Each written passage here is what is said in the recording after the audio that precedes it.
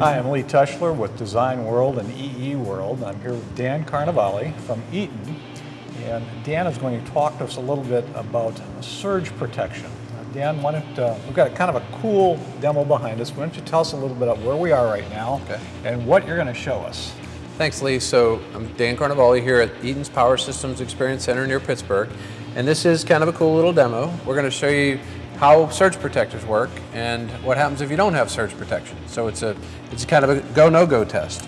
What we're going to do is we're going to, normally the voltage in our outlet would be 120 volts. So what we're going to do is we're going to charge it up as if lightning hits the tree in your neighbor's yard and puts about 7,000 volts into your house. So we have right now about almost 6.9 kV, and we're going to discharge it, and frankly it's not all that exciting. Now, why wasn't it exciting? Because we had this little guy on there, that's a little surge protector. I have a yellow plug here monitoring the voltage.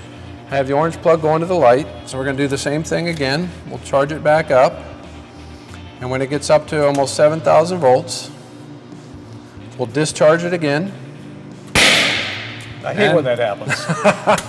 I guess something was working there. So, yeah, how would you like that to be your computer or the brand new TV you just bought? Yeah, that would not be too good. No.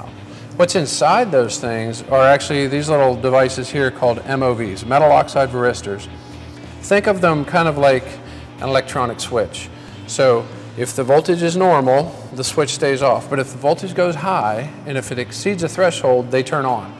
And what they do is they connect your hot or your neutral conductor right to ground, and they clamp that voltage, and then when the voltage comes back down, it turns off and everything goes back to normal. And all of that happens within microseconds when a lightning strike hits your neighbor's house. Dan, you were talking about the MOVs, but surge protectors sometimes incorporate other protection devices inside, like fuses and other things. Can you talk to us about why you would do that? Yeah, so you saw this surge protector and it actually worked, and a lot of people ask me, do I need to throw that away? Well, no, actually, if you actually have a surge event and it's very fast, these MOVs can take that and they are protected because of the thermal capacity of those MOVs. So what happens is, if the voltage goes too high, you could have an overvoltage condition that might occur, let's say an open neutral, or maybe you apply on a commercial building, maybe you apply a 120 volt unit on a 480 volt system. Well, then what happens is these MOVs think that they're supposed to clamp every single cycle. An open neutral in your house might have a situation where you have 200 volts on half of your panel, and these things say, oh, the voltage went high, I gotta clamp it.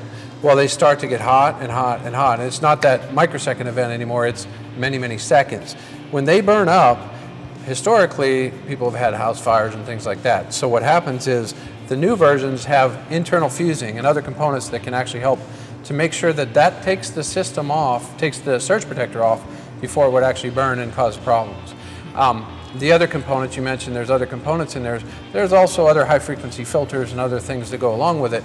So it's not just a clamp, it's also kind of a sine wave tracking device that takes off some of the high frequency noise as well. Interesting. Dan, can you tell us a little bit more about what the waveform actually looks like when it's hitting the MOV that would trigger? Okay.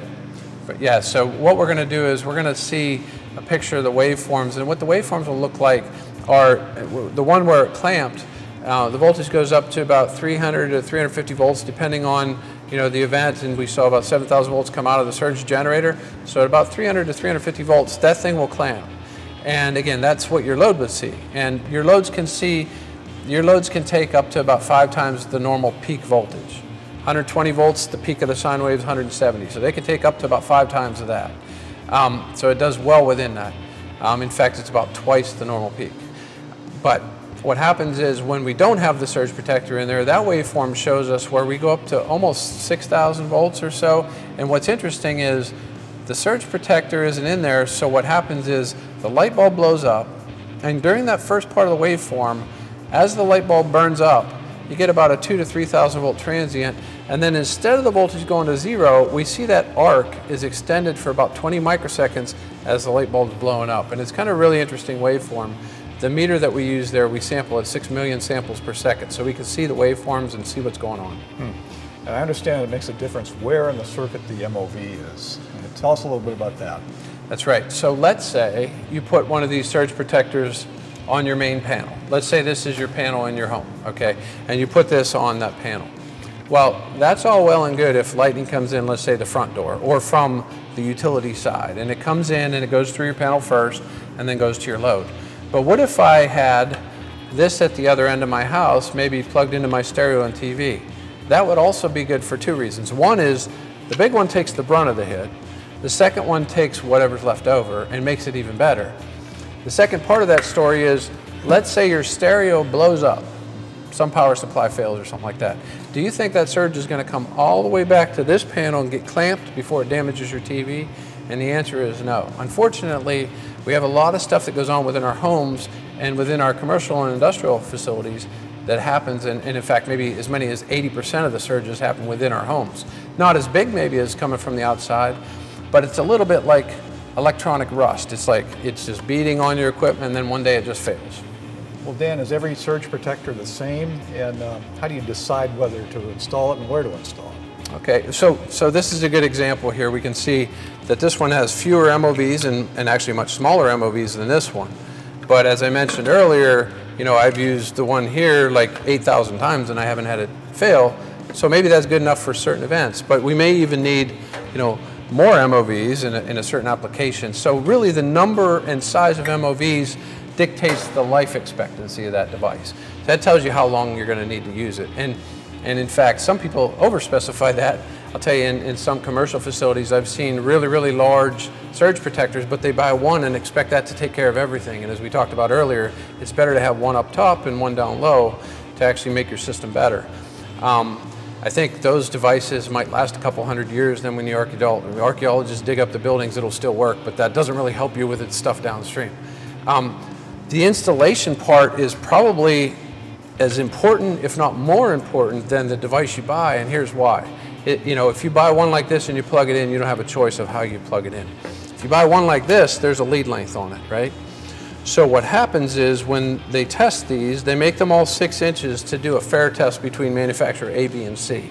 And then they say, okay, your device clamps at 400 volts.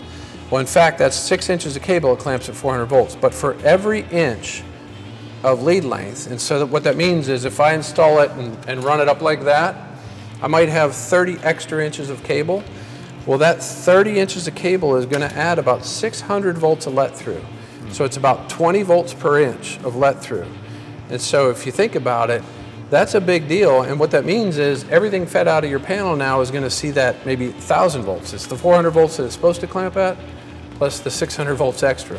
So if you can get it to mount it something like this, or even like that, it's good. And a lot of people ask me the question, does it have to be at the top? And I'd say no, because if it's here, the bus bar inside there is so thick that it's actually almost the same top or bottom. And again, like we talked about earlier, you don't know if the surge is coming from the load or from the source.